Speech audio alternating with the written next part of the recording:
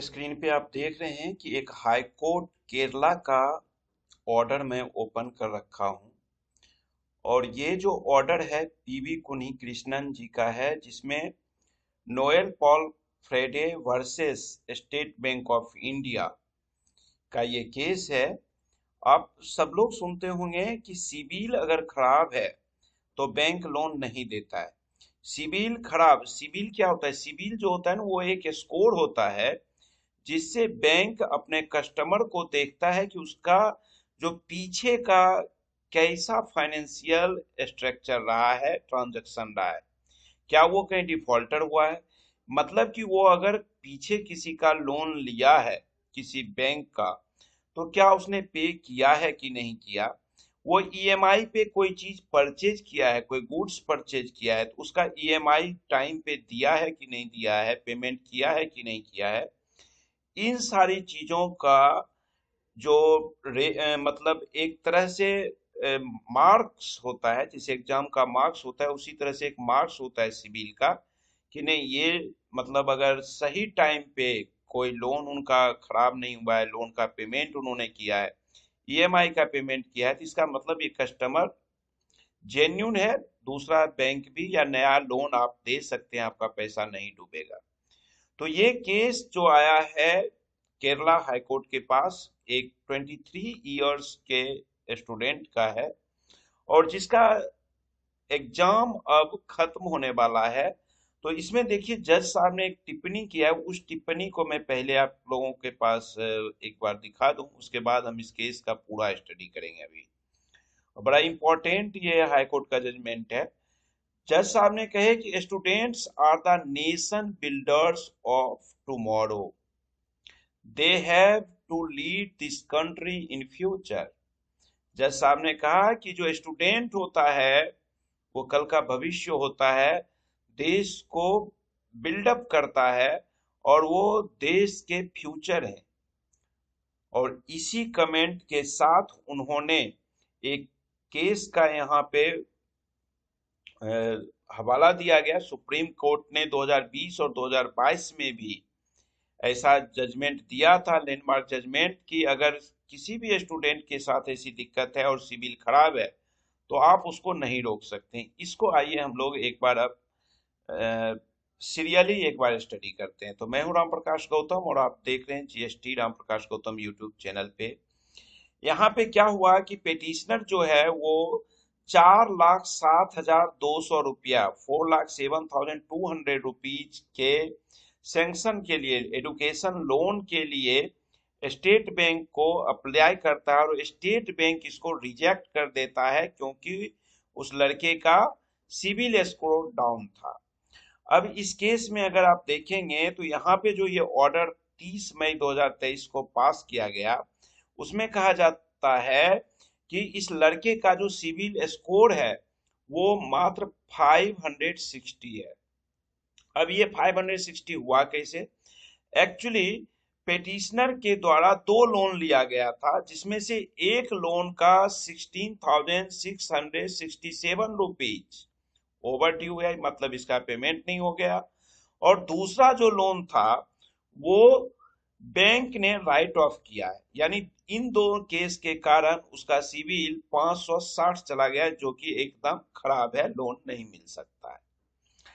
अब इस पे इसीलिए इसी सिविल रिकॉर्ड को देख करके स्टेट बैंक ने इसका रिजेक्ट कर दिया लोन। अब इसके पेटिशनर के जो वकील थे, उन्होंने ये बताया कि एक बीटेक का स्टूडेंट था, उसके फादर और मदर का ये स्टोरी यही भी यहाँ पे बताया गया है, इस केस को प्रेजेंट किया गया कि फादर मदर का, पेरेंट्स का, किसी का भी सिविल खराब हो और उसके कारण स्टूडेंट को नहीं दिया जाएगा एडुकेशन लोन, ये सही नहीं है। ये सुप्रीम कोर्ट का टिप्पणी था।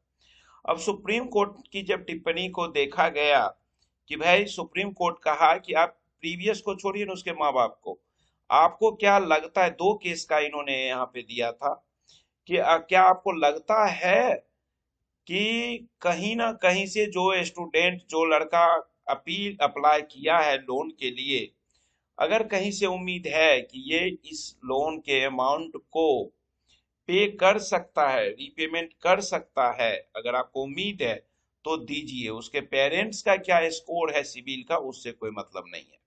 तो ये रेफरेंस दिया गया था सुप्रीम कोर्ट के जजमेंट को। फिर जा करके रेस्पोंडेंट स्टेट बैंक के तरफ से जो वकील थे, उन्होंने कहा कि जी ऐसा है कि इंडियन बैंक एसोसिएशन, आरबीआई का गाइडलाइंस और क्रेडिट इंफॉर्मेशन कंपनीज एक्ट 2005, ये सारी चीजें जो है, और स्टेट बैंक का जो लोन डिस्बर्समेंट का जो प्रोसीजर है, ये तमाम चीजें जो है हमारे लिए दिक्कत कर रहा है कि हम इस व्यक्ति को इतना कम सिबिल में लोन सैंक्शन नहीं कर सकते। उसके बाद पेटिशनर की तरफ से कहा गया कि जब सुप्रीम कोर्ट ने ये कह रखा है कि अगर आपको लगता है कि पीछे कुछ भी हुआ लेकिन इन फ्यूचर लग रहा है कि ये पैसा रिकवर हो सकता है तो उसको दीजिए। उस पे इसने कहा, पेटिशनर के वकील ने, कि जी ऐसा है कि ये लड़का जो ही अपना पढ़ाई खत्म करेगा, इसको एमएनसी कंपनी में, ओमान के एमएनसी कंपनी में इसको जॉब का भी ऑफर आ चुका है। और जब ऑफर आ चुका है तो इसका मतलब पढ़ाई खत्म करते ही ये नौकरी में चला जाएगा, और जब नौकरी में जाएगा तो यह सारे लोन अमाउंट को क्लियर करने के लिए एबल हो जाएगा, इसकी औकात हो जाएगी। तो इसलिए इसको आप कर सकते हैं सैंक्शन। अब क्योंकि जो पेटिशनर है, जज साहब अब कहते हैं कि जो पेटिशनर है वह अपना कोर्स कब खत्म कर रहा है, 31 मई 2023 को, और उसने ओमान में एक जॉब भी ले चुका है।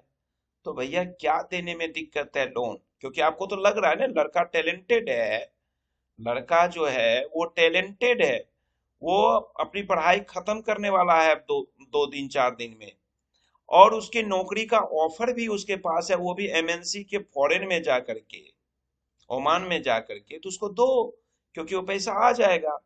और फिर उन्होंने, जज साहब ने एक टिप्पणी किया कि students are nation builders of tomorrow, they have to lead this country in future. तो अगर किसी बंदे का सिविल लो है तो आप इसको नहीं कर सकते हैं। और आपको क्या करना है कि उन जज साहब ने सीधा कहा कि आप इस पैसे को डिसबर्स करिए, 4,07,200 रुपये को सैंक्शन करिए, और ये बंदा अपने कॉलेज में, पेटिशनर जो है अपने कॉलेज में जमा करेगा, अपनी डिग्री लेगा, और कल फिर जब ये नौकरी अपना ज्वाइन करेगा तो आपको ये पेमेंट कर देगा। तो ये जो बड़ा इम्पोर्टेंट स्टूडेंट्स के लिए ऑर्डर है केरला हाई कोर्ट का। तो ये जो आपका ऑर्डर है ना, मैं अपने टेलीग्राम चैनल पे दे दिया हूँ, लिंक दे दूंगा, वहां से भी आप डाउनलोड कर सकते हैं। और बड़ा इम्पोर्टेंट है ये, ध्यान भी रखिएगा। तो चलिए इस वीडियो को हम खत्म करते हैं। Thank you.